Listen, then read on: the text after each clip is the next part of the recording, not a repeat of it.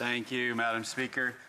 And I'd like to thank the member from Portneuf, and I hope I get the name right, Portneuf, Jacques Cartier, for sharing his time with me tonight.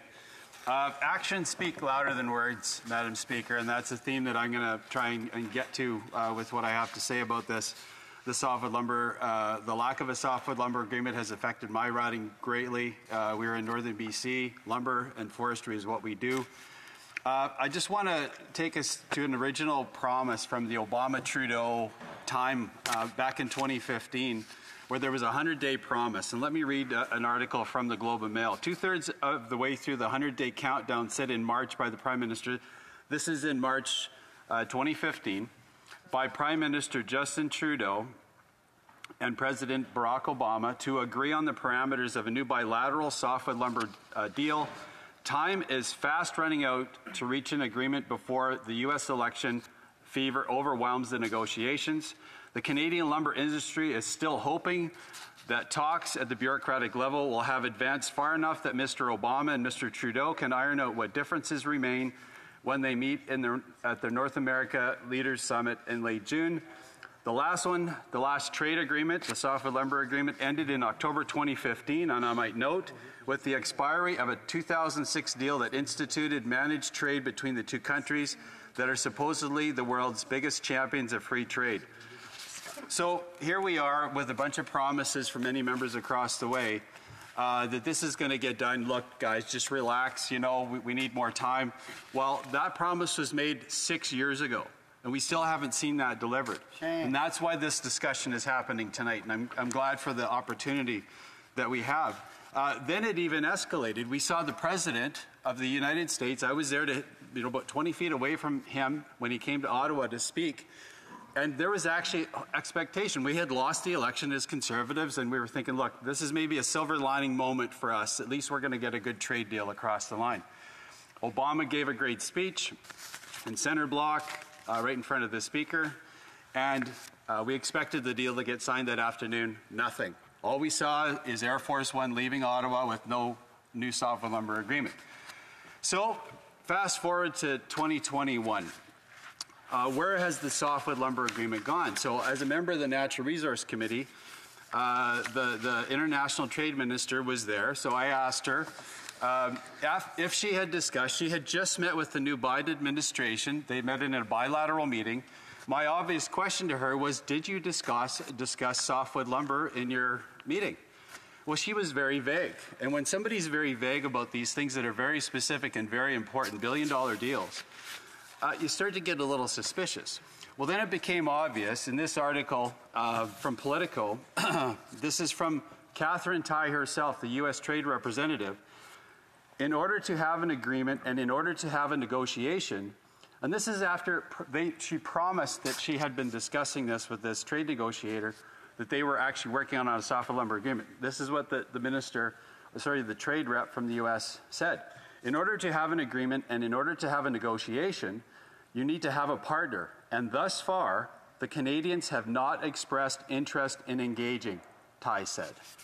So this is a trade rep, pretty serious when trade rep is saying, look, we want to do this, but so far the International Trade Minister hasn't even reached out. So those promises ring hollow. And again, it goes to my theme, actions speak louder than words. What are you really doing? You know, you can't sort of try and infer that you want a softwood lumber agreement. You have to be very firm about these things. And I might add, a previous Conservative government got the first one done in 2006. We renewed it in 2013, and it expired in October of 2015. Some are saying over there we can't get it done. We did get it done twice. Okay, so we can get it done, and it's proof that this government, if their intention is really there, they could get it done too.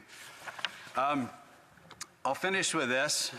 This is a statement from the minister from her own Global Affairs website. October 6, 2021, Ottawa, Ontario. Today, the Honourable, and I won't say the name, but the Minister for International Trade met with Catherine Tai, United States Trade Representative, on the margins of the OECD Ministerial Council meeting in Paris, France.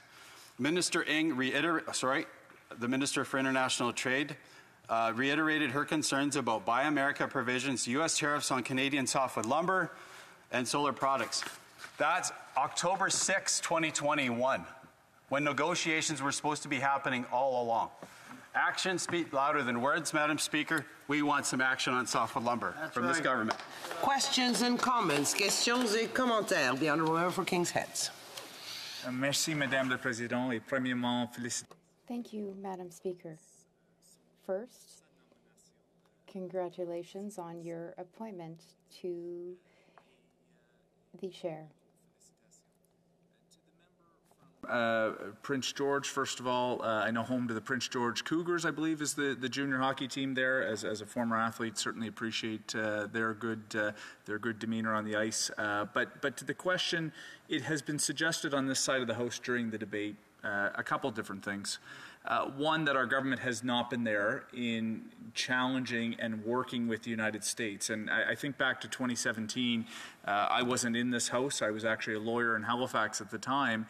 And it was our government that stood and made sure that we were there to protect Canadian interests from a United States president that frankly was willing to rip up NAFTA and start it over.